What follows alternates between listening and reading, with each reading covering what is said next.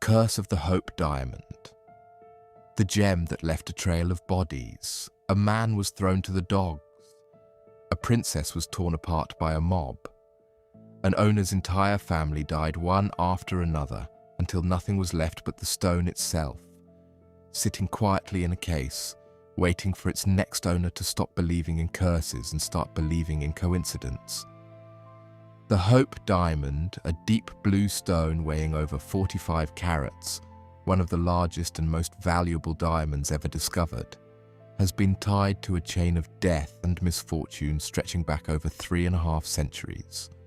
A reputation so persistent that even the scientists and historians who dismiss the curse as pure superstition still find themselves listing the same unsettling names every time the stone's history comes up.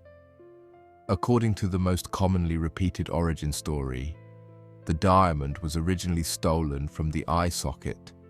of a stone statue of a Hindu goddess in India sometime in the 17th century,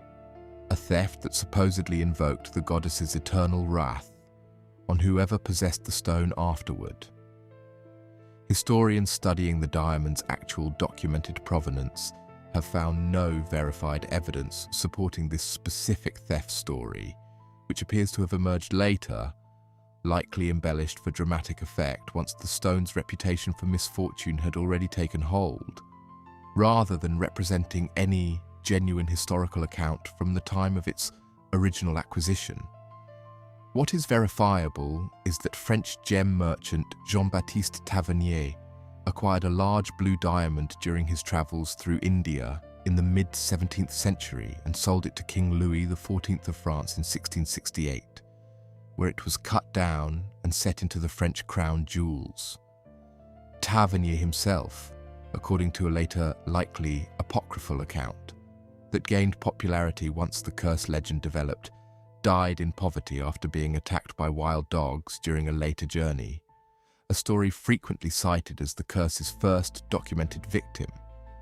despite historians finding no reliable primary source confirming this specific version of his death actually occurred.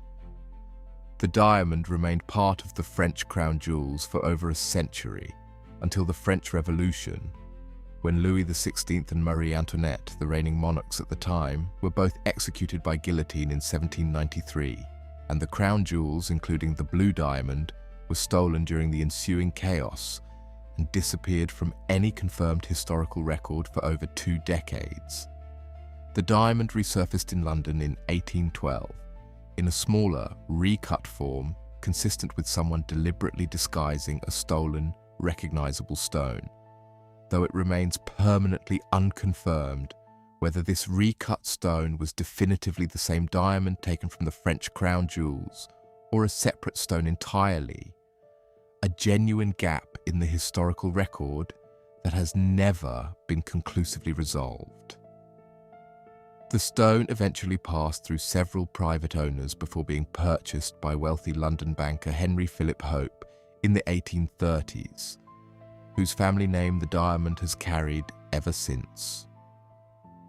Following Hope's death, the diamond passed through several generations of his descendants, during which the Hope banking family experienced a significant financial collapse, and the diamond was eventually sold off entirely, along with the remainder of the family's declining fortune,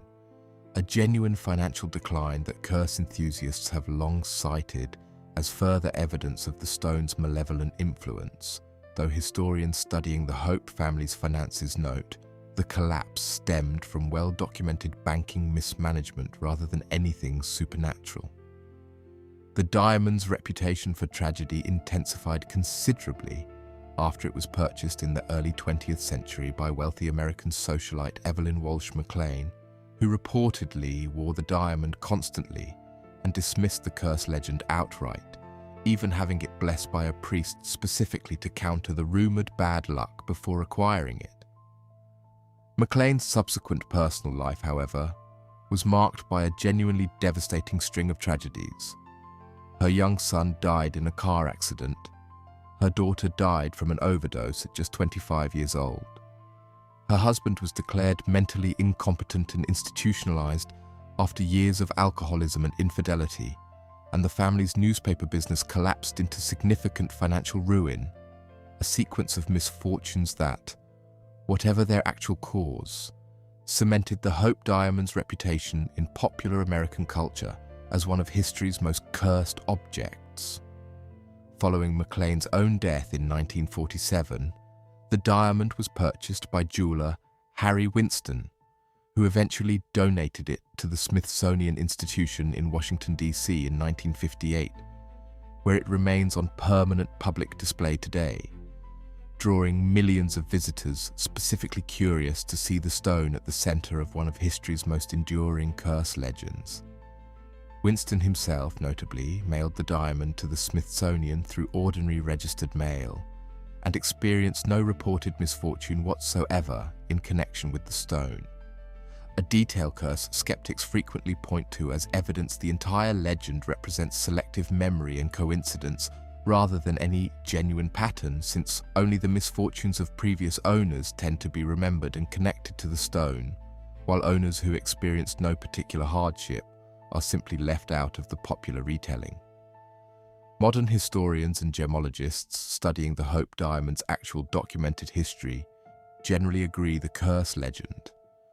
however genuinely compelling as a story, appears to be a combination of coincidence, selective historical memory, and, significantly,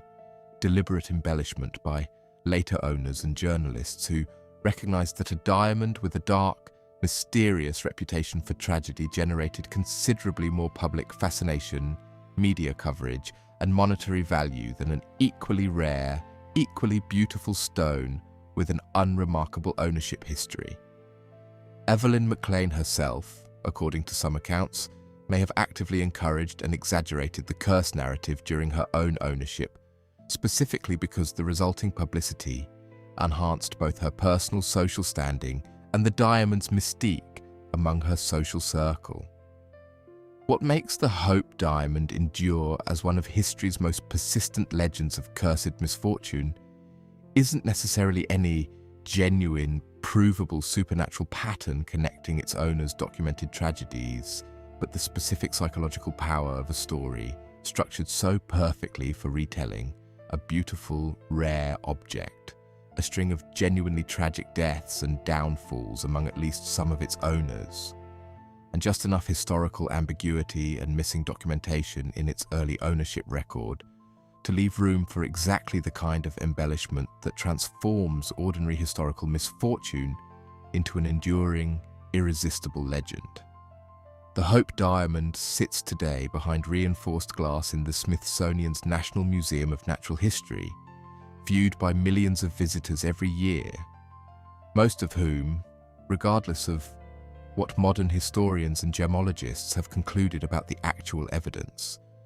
still can't quite shake the feeling that they're looking at something that has, across 3.5 centuries, left behind considerably more tragedy than any beautiful object reasonably should. If stories like this, where history's most beautiful objects carry stories darker than anyone can fully prove or disprove, are exactly what you come here for, subscribe to The Grave Details, because history holds more stories like this than most people will ever know.